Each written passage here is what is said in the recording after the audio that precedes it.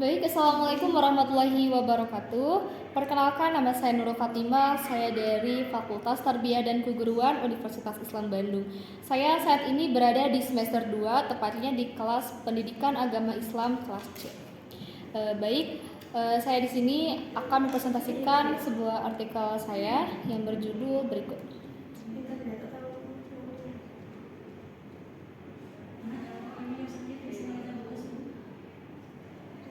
Pengaruh YouTube terhadap perkembangan bahasa anak.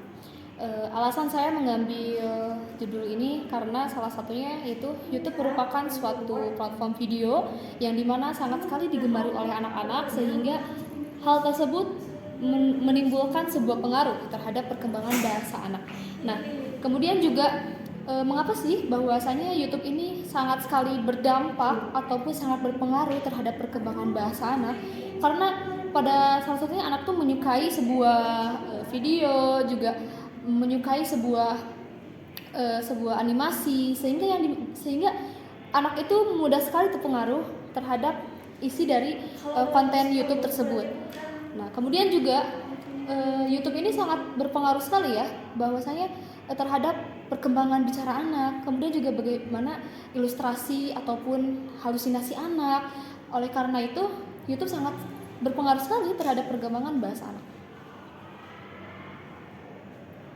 Kemudian teknik pengumpulan data. Penelitian yang saya gunakan ini menggunakan teknik pengumpulan data berupa observasi dan wawancara.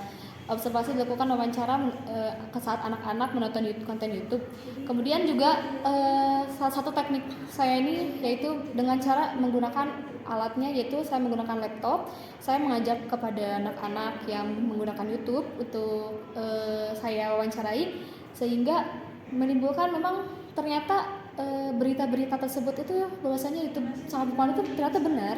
Kemudian juga, nah ini salah satunya anak-anak menonton YouTube dengan cara saya menayangkan beberapa video yang dimana salah satunya videonya itu mengenai cerita yang pertama, yaitu tentang dongeng ya, tentang channelnya Riri Cerita Anak Interaktif. Nah, yang dimana hasilnya ini sangat berpengaruh bahwasanya perkembangan bahasa anak terutama pada usia 5-9 tahun, YouTube saat ini dianggap memainkan peran yang signifikan dalam perkembangan kemampuan bahasa anak. Yang ini terlihat pada kegiatan observasi yang pertama, yaitu saya menayangkan video yang sudah saya perlihatkan, yang dimana menceritakan dongeng atau kisah menarik untuk anak-anak yang dapat berbicara. Selain itu, berdasarkan temuannya itu, anak tersebut dapat melihat dan menceritakan kembali video yang ditunjukkan oleh peneliti. Nah, hal ini sangat bersinambungan ya, bahwasanya apa yang sudah yang saya berikan terhadap anak, seperti video dongeng yang saya tanya kembali, tadi hasilnya seperti apa sih?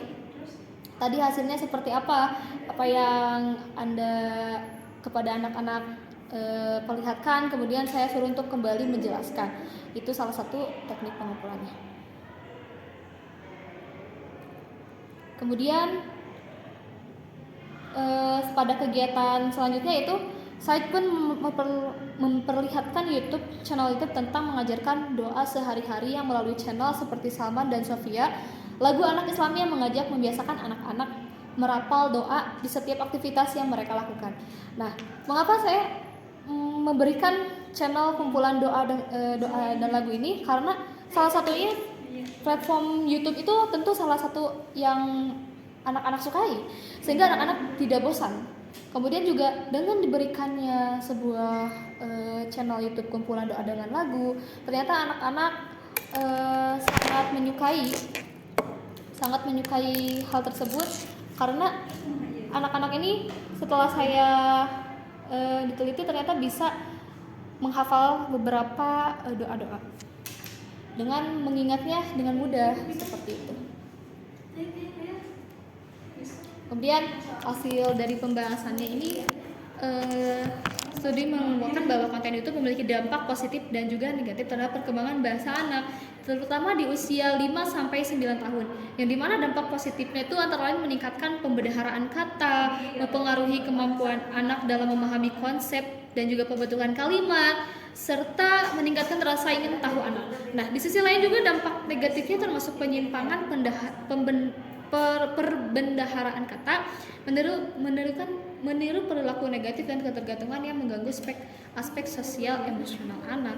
Nah, jadi hasil pembahasan itu apabila anak tidak dikontrol oleh orang tuanya, maka terdapat penyimpangan pembendaharaan kata. Oleh karena itu, dari hasil tersebut ternyata anak-anak ini kurang pengawasan dari orang tuanya sehingga terjadi pembendaharaan kata. Tetapi banyak sekali dampak positifnya, meningkatkan rasa tahu, pembentukan kalimat yang lebih mudah, kemudian meningkatkan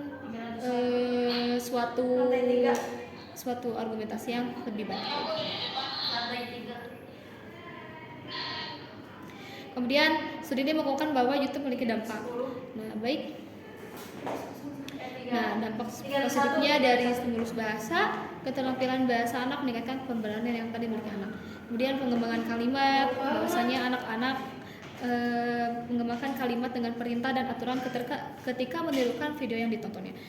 Kemudian kesimpulannya yaitu dari saya pribadi meneliti menegaskan bahwasanya YouTube memainkan peran signifikan dalam pengembangan kemampuan berbahasa anak, namun perlu diawasi secara ketat oleh orang tua untuk memastikan konten yang ditonton sesuai dengan usia dan juga perkembangan anak. Nah, oleh karena itu pentingnya orang tua dalam hal ini adalah mendampingi anak-anak saat menonton, juga serta memilih konten yang bermanfaat menjadi poin penting dalam studi ini. Dengan demikian, metodologi yang digunakan dengan penelitian ini berhasil memberikan pemahaman yang mendalam tentang bagaimana konten YouTube mempengaruhi perkembangan bahasa anak, serta memberikan pandangan yang seimbang antara dampak positif dan negatif dari penggunaan media ini pada tahap perkembangan anak.